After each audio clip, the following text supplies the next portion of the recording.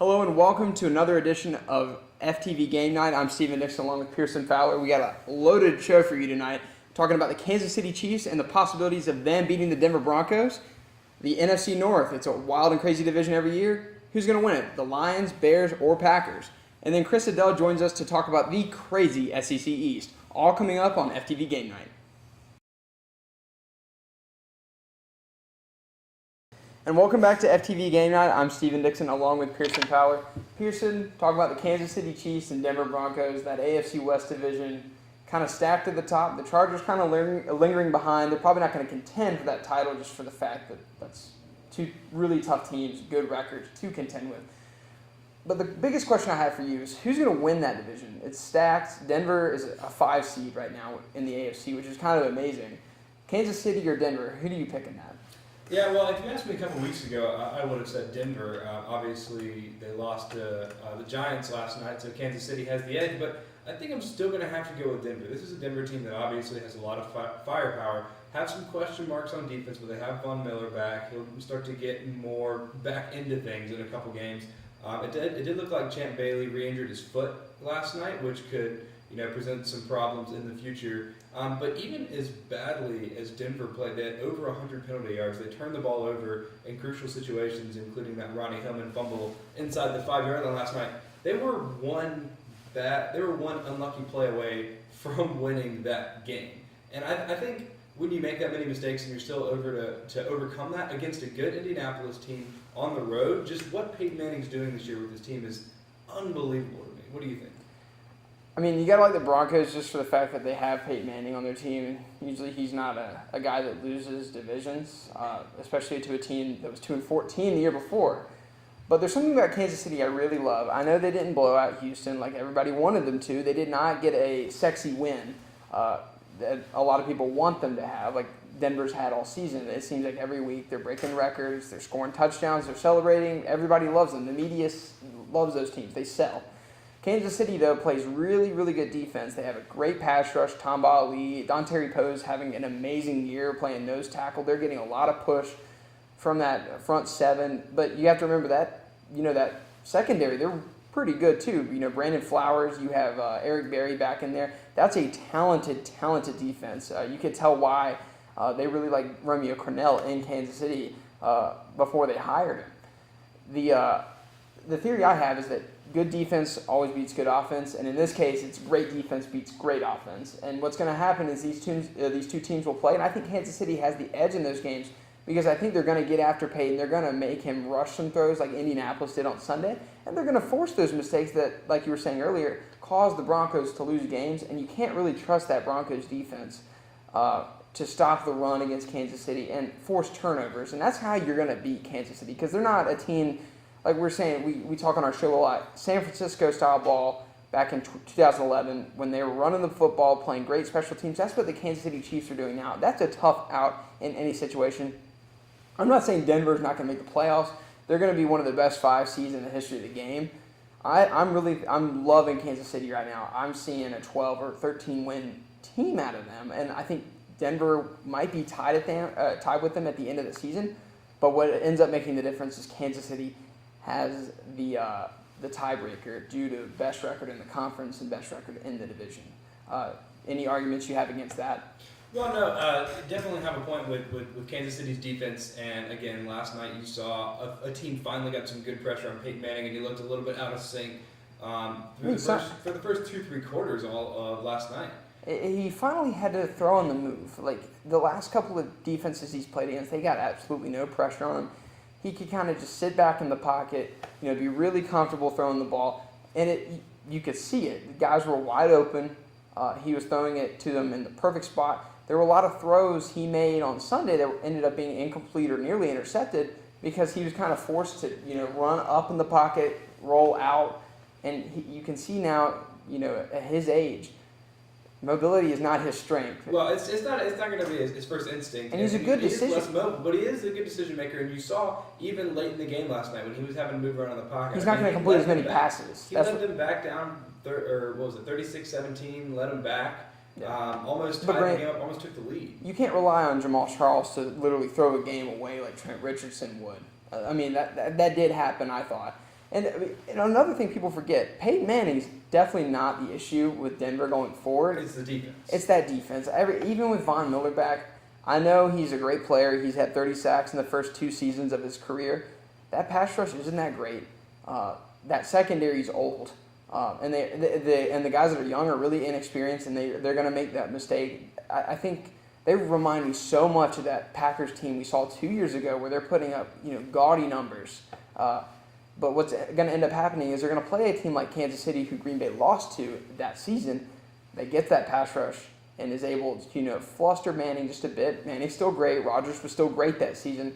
They flustered him just enough to make enough mistakes to win the football game. And I mean, you have to think about this. I think it's more likely that Kansas City wins at home than Denver does. I think Kansas City is going to win their home game against Denver at Arrowhead. I don't have any question. And you don't think Denver will take it at Mile High? You don't think they have the same advantage? I think they take it. I mean, I think they split. Okay. But I think Kansas City is more likely to go on the road and beat Denver. And then what ends up probably making the difference is AFC conference record. What I think is going to be the difference, you mentioned ball security. That was the biggest problem for Kansas City last year. They turned the ball over way too much, and they didn't force enough turnovers. This year they're getting the turnovers. They have a stellar defense, great pass rush, and a guy now like Smith. We can't say it enough. We talk about it all the time on the show. He doesn't turn the ball over. He's efficient. And that's one thing that you've seen with Denver is they have turned the ball over a little bit more than they'd like to.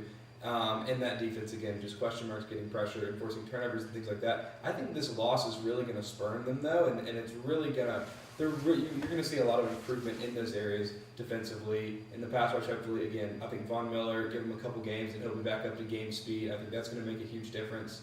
And ball security, not so much for Peyton Manning, but just – for the running backs, and they lost a lot of fumbles this year. I think if they can get that straightened out, then they'll win the division. But in either case, we're looking at a 1 seed and a 5 seed from this division. Oh, definitely. Both teams I pretty much marked in the playoffs already. And either team is going to be an exciting 5 seed to watch. Yeah. And one last thing, Kansas City plays a last place schedule. They were 2-14 last year. That means they're going to be playing easier teams in the AFC than Denver is. That'll be the difference at the end of the season.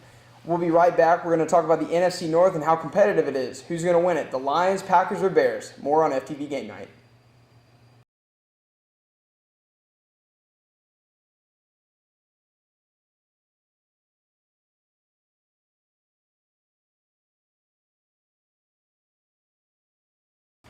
Hello and welcome back to FTV GameNight. I'm Steven Dixon along with Pearson Fowler. We're going to be talking about the stacked NFC North division that is led by the world champions of 2010 Green Bay Packers. Pearson, it's a pretty loaded division because, I mean, if you take away Jay Cutler's injury, and if they can kind of get through this, they do have a bye week this week, so they do miss a game without him.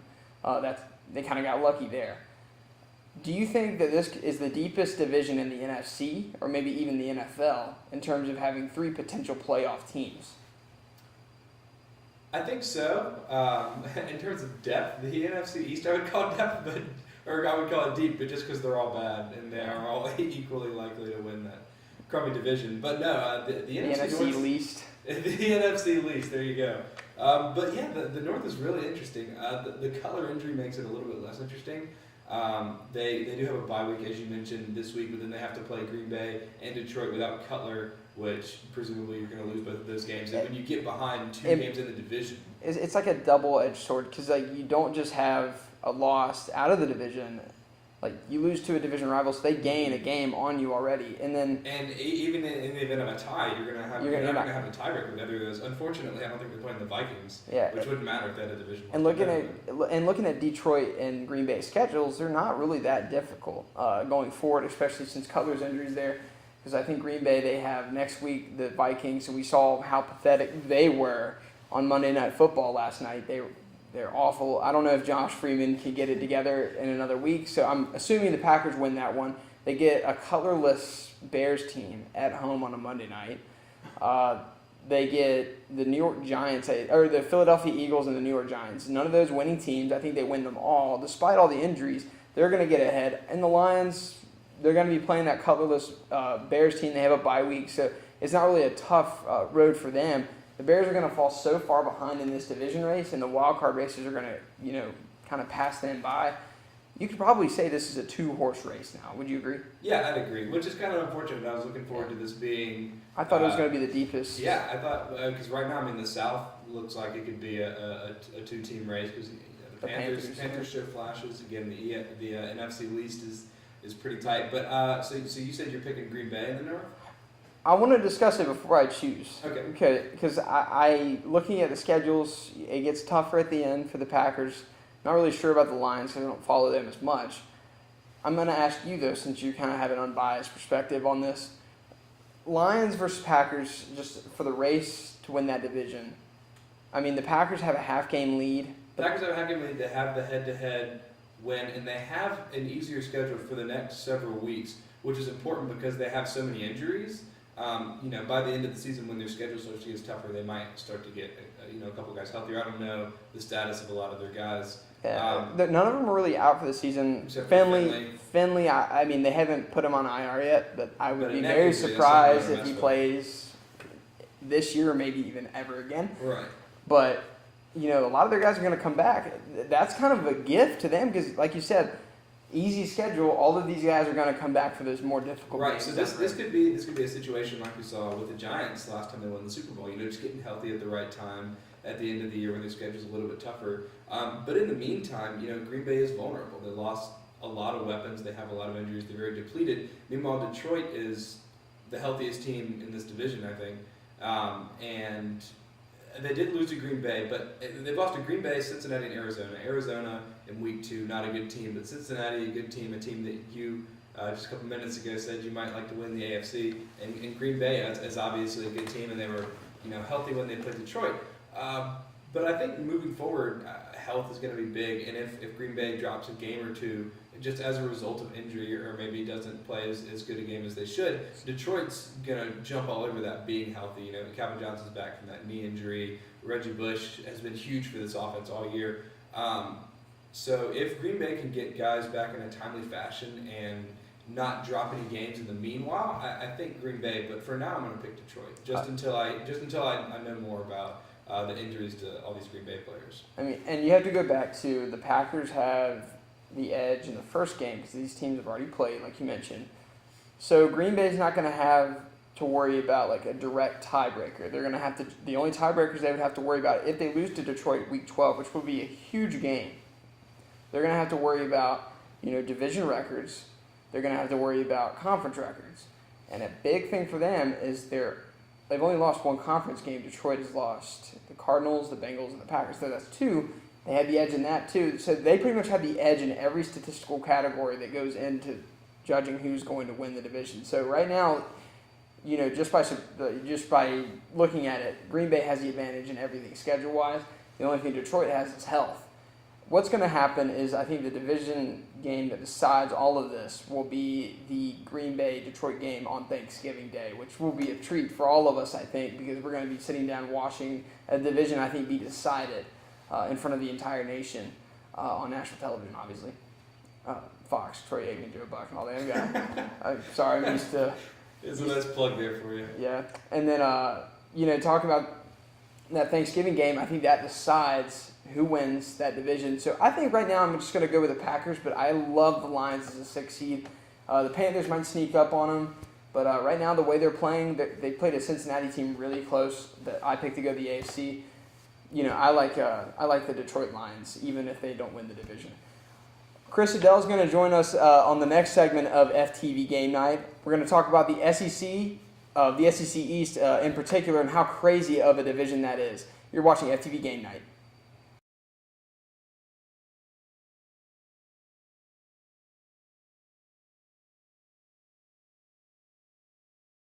Hello and welcome back to FTV Game Night. It's a 3-man discussion. That's Chris Adell and Pearson Fowler. We're going to be talking about the crazy SEC East, and who would have thought that Missouri would be leading this division by not just 1 game, but 2 games. Every other team in that division now has 2 losses in the conference. Missouri's undefeated, a top 10 team. Kind of came out of nowhere because last year they were pretty pitiful. I think, were you at that game last year? Oh, yeah. Where South Carolina just completely dismantled them? And Connor Shaw completed 20 straight passes. Right. It's a thing of beauty. Yeah, and this year, completely different team, better defense, and their passing game is really good. And, I mean, they didn't just do it against a scrub defense. That was Florida's defense. And Will Muschamp always throws out a pretty good defensive unit. Yeah, and they absolutely dismantled them. And the biggest surprise for me, before the Florida game, you have James Franklin, you have a lot of tall receivers. So you knew this passing game was going to be good. Their defense has played a lot better than I think anyone expected they would. And last week, let's remember, this Florida defense they dismantled, they did it without James Franklin, their star quarterback. That's ridiculous. I don't know. Matty Monk. Yeah. I don't know where he came from. I don't know where this Missouri team came from, but they're shocking the nation, I think it's safe to say. Yeah, I don't think anyone expected them to be that good. And I'd have to say they're the favorite to win the SEC East. I don't know if you can say they will because they're playing Ole Miss and Texas A&M to end their season, and they still have South Carolina. But yeah, that South Carolina game might decide just about everything. Oh, no, I think it will. And, okay, one quick question, because I actually don't know this. One of y'all might know this. Let's assume Missouri actually loses both Ole Miss and Texas A&M. They lose both of those games. So they have 2 losses, and South Carolina wins out, and Georgia wins out. Georgia will win. So Georgia would win the East, but Georgia lost to Missouri.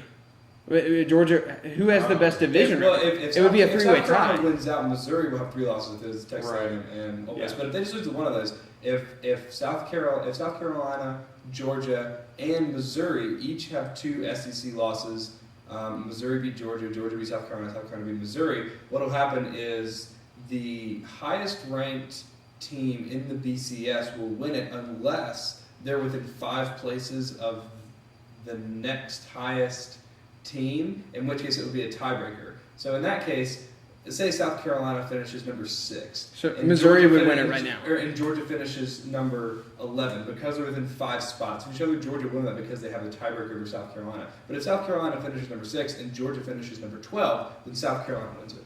Okay, yeah, I mean, that's a good explanation. A mess. Because do you remember when this happened in the Big 12? Big 12 South, yeah. Yeah, Texas Tech, Texas, and Oklahoma. And I think Oklahoma got it because that was the year they lost in the national championship. Yeah, and because they had the highest rank, and I think Texas was like 6 or 7 spots. Behind, yeah, right. And Texas Tech, like it was kind of awful for them. Like they had their best year ever, and Graham Harrell, Michael Crabtree, and all that, and like. They don't even get a BCS bowl out of it because they were 3rd place in their own division. It's insane how that works. Yeah. Okay, but what are the odds that this South Carolina team does win out? You saw them just absolutely lay an egg in They're going to regret that Tennessee. They're going to regret that loss. That was I think it's going to hurt them. I mean, I don't know if they can beat this Missouri team. Obviously, they've had one great performance with their backup quarterback, and who knows if that's going to be a thing they can repeat. I'd say if it's James Franklin for sure, but South Carolina, they play like they played against Arkansas. They can definitely do this, but I'm not too confident right now of their abilities. Well, the biggest trouble for South Carolina, I think, right now is going to have to be that they're traveling to Columbia, Missouri, which is the longest trip that they have to take all year, the longest trip they'd have to make in the SEC. Connor Shaw is still questionable for Saturday. They have an able-bodied backup to go in Dylan Thompson, obviously, but something that I think. Well, I don't know about regret because I don't think Steve Spurrier regrets very much, but something that South Carolina needs to do is they need to ride Mike Davis more. This guy has been averaging almost 7 yards a carry for the entire year. He's the leading rusher in the SEC. Should be a Heisman touchdowns. He's getting 20 carries a game. He needs to be getting more like 25. The biggest problem with the South Carolina Tennessee game is that they were trying to throw it too much early, couldn't get that going, and got behind and couldn't get going. And you can't be surprised with that because that's what Steve Spurrier does. But they air the football. Steve Spurrier teams with Marcus Lattimore rush 40 to each. The year they won the East, they went down to Gainesville. Lattimore carried 37 times, 212 yards. And they did against Georgia his freshman year where he carried it like 38 times. I understand why they would ride Lattimore. I mean, look how they recruited him out of high school. They put such a kind of an investment into recruiting him and getting him to go to the University of South Carolina.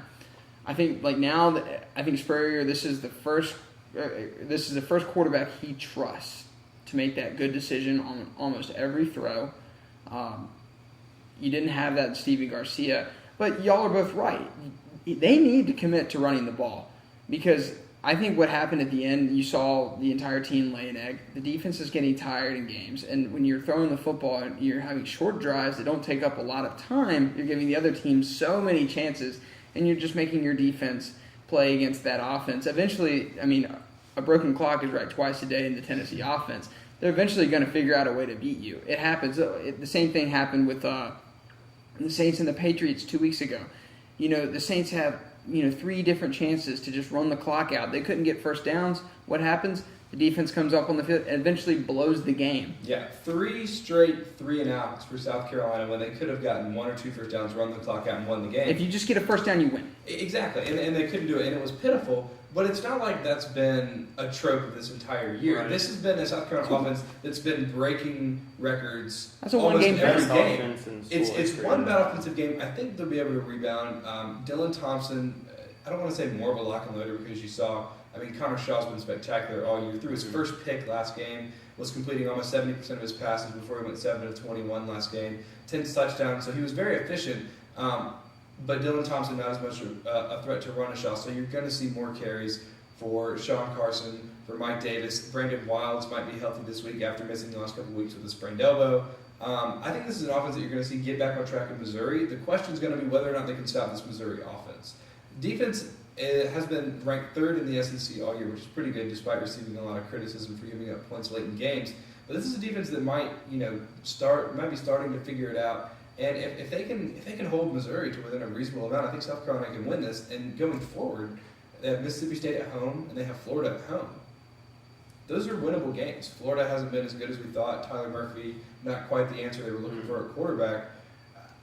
I initially thought that the season was over for South Carolina after Saturday. But if they win against Missouri, that just shakes things up even more. Because I can see Georgia losing to Auburn or Florida. Obviously maybe not both of those, but if Georgia loses one more, we win out, and then Missouri loses to Texas A&M or Ole Miss, and then South Carolina goes to the East. A lot of different things have to happen for any team other than Missouri to win the East, but they really have to choke hard. It seems pretty wide open. It seems pretty wide.